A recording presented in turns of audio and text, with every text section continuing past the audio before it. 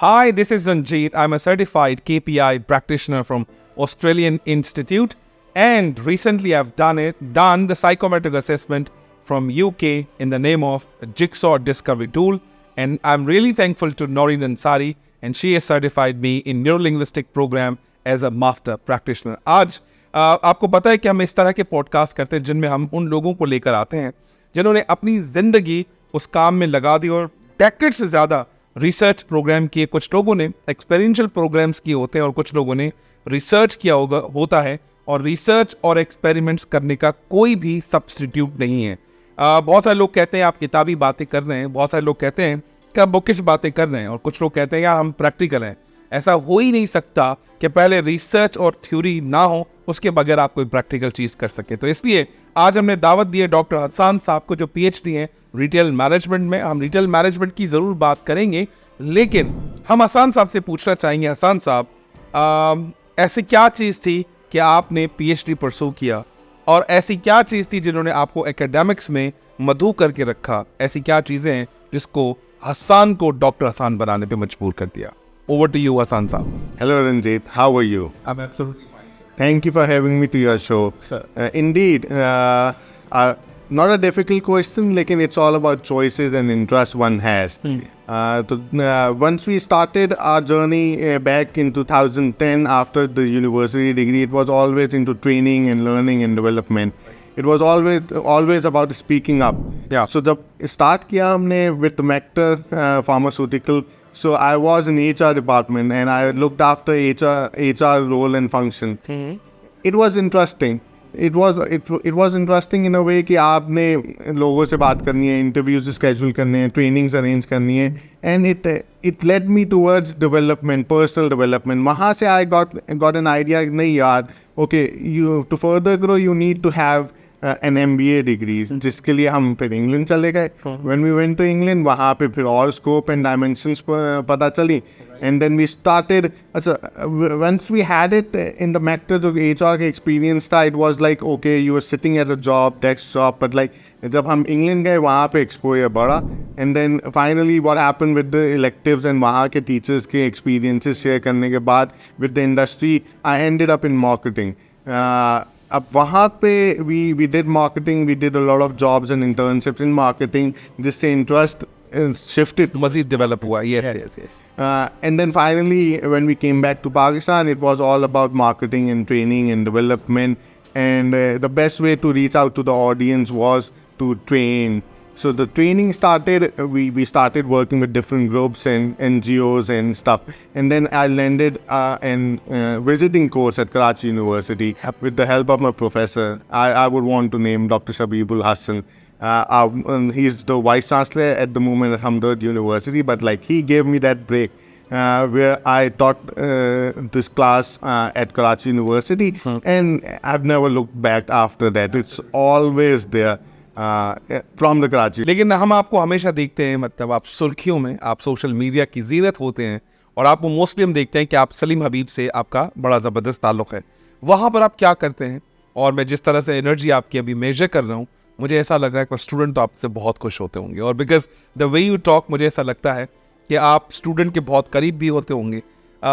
तालीमी निज़ाम में कैसे आए, स्टूडेंट को कैसे पढ़ाते हैं, और आपके पढ़ाने लिखाने का तरीका कैसा है, ये हम जानना चाहेंगे.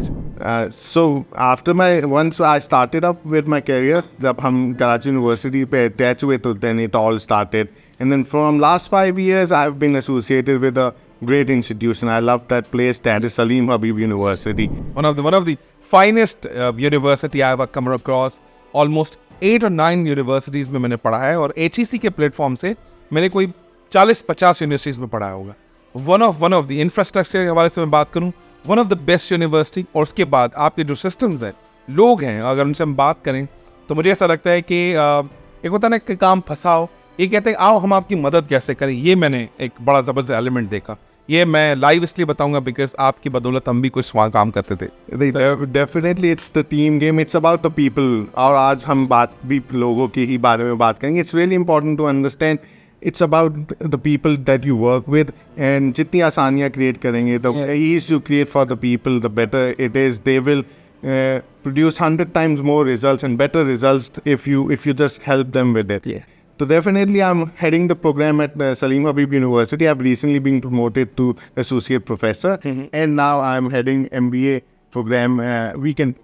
Yes, absolutely yes. और मैंने आपके बहुत सारे स्टूडेंट से मेरी मुलाकात हुई है जिस जगह आप आज बैठे में, उसका नाम है इम्पैक्ट लर्निंग, और हमने इम्पैक्ट लर्निंग पे उनकी पेड इंटर्नशिप्स लगाई.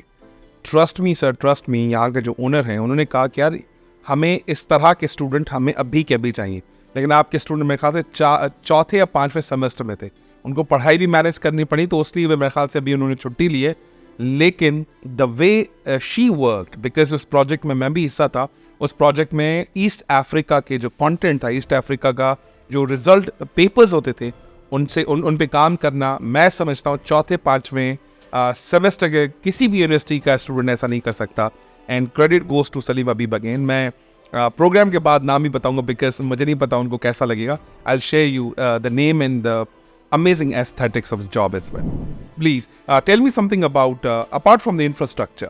आपको क्या लगता है कि सलीम हबीब किसको कम्पीट कर रही है और सलीम हबीब की लीग क्या है, किस तरह का इदारा वो बनने जा रही है? क्या आप इंजीनियरिंग पे ज़्यादा फोकस है, फार्मा पे ज़्यादा फोकस है, बिजनेस साइड ज़्यादा फोकस है? क्या बनना चाहते हैं और क्या बनने जा रही है यूनिवर्सिटी आने वाले 4-5 साल? Definitely, since our background is pharmaceutical, we are a sister concern of Barrett Hodgson pharmaceutical industry.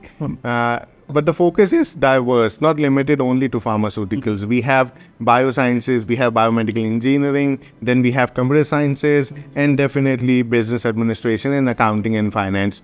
So we offer diverse programs, and it reaches out to the needs of the modern education system. जैसे आपने बात करी अभी students की, it's more skill based.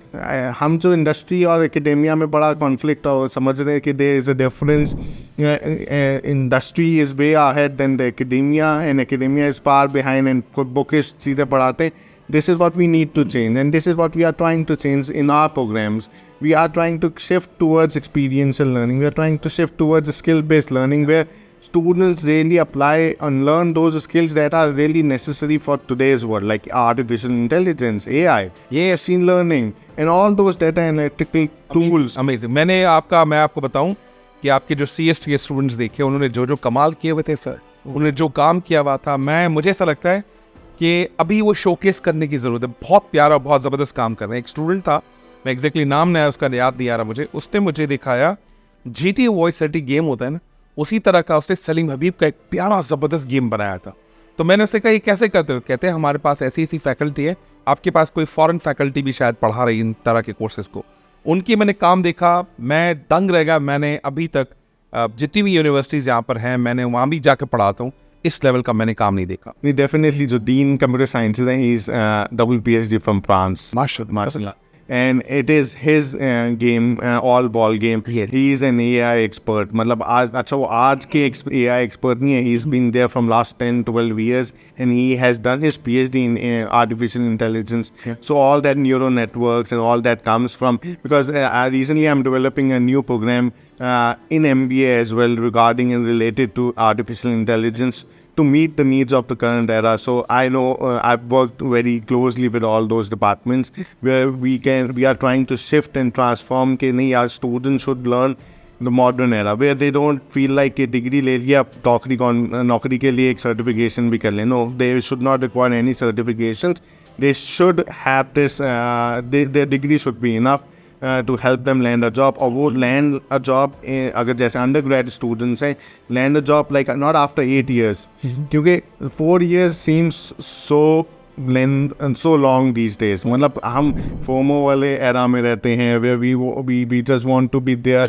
Reels का काम आ गया, everything is shrinked. और वो जब तक until and unless we don't shrink, we should, like I personally feel we should, this long degree programs उनको shrink होने चाहिए. लेकिन until and unless HEC इस पे कुछ नहीं करता, we are trying के जहाँ पे हम students को इस तरह accommodate करें where they can go to their jobs during their studies. उनका हम ऐसे accommodate करें जैसे hours थोड़े से कम कर दिए, फ्लेक्सी आवर्स कर दिए, where we can accommodate on different weekends and stuff. That will help them learn these in absolutely. मैं बड़ा ज़बरदस्त, मैं चाहूँगा कि आपकी बदौलत हम उन साहब से मिलें और उनका एक बड़ा ज़बरदस्त पॉडकास्ट करें, और मैं चाहूँगा कि बाकी लोगों को भी पता चले, और हम सलीम हबीब का ये जो काम है वो दुनिया के सामने लाना चाहते हैं ताकि बाकी स्टूडेंट को पता चले अक्रॉस द पाकिस्तान, ताकि इस चीज़ से मुस्तफ़ीद हो। एक और बात मैं आपको कहूँगा, छोटा सा हम ब्रेक लेंगे। आपका एक और स्टूडेंट है सर, अगर हम किसी को हायर करते हैं तो कम से कम 11 से 15 महीने लग जाते हैं उसको नेक्स्ट लेवल पे प्रमोट करने में, लेकिन सलीम हबीब ने उसको ऐसे संस्कार सिखाए हैं सर, आप देखेंगे ना उनका जो काम करने का तरीका है, काम करने का जो अंदाज़ है, मुझे नहीं पता वो आप लोगों ने डेवलप किया है या आपका पढ़ाई लिखाई का ऐसा तरीका है। This man is completely ready to become a next supervisor. मैं आपको थोड़ा सा पैकेजेस बता देता हूँ। नॉर्मली यूँ समझ लें कि वो नॉर्मल रेंज 50 से 60 अभी है, अगर थोड़ा सा और अगले 15 दिन इससे और ज़्यादा परफॉर्म किया, he'll reaches to a 6-digit salary. And trust me, जिस दिन वो रीच करेगा, मैं आपकी यूनिवर्सिटी में आपके रूम में आके हम उसके नाम का केक काटेंगे और उसी के नाम का खाना हम आपको खिलाएंगे, for because you have given me such an amazing gift in the form of a great employee. So मैं चाहूँगा कि उस लड़के को मैं आपके पास ले आऊँ, आपसे बात करें। And to be very honest, Hasan साहब आप बहुत अच्छा काम कर रहे हैं, सलीम हबीब बहुत ज़बरदस्त काम करें, इस तरह के जो कैंडिडेट्स आप जिनको प्रोड्यूस कर रहे हैं, और मुझे लगता है और अवेयरनेस की ज़रूरत है कि मार्केट में जाके मजीद वो क्या कर सकते हैं। छोटा सा ब्रेक लेते हैं, ब्रेक के बाद टॉपिक पे आते हैं।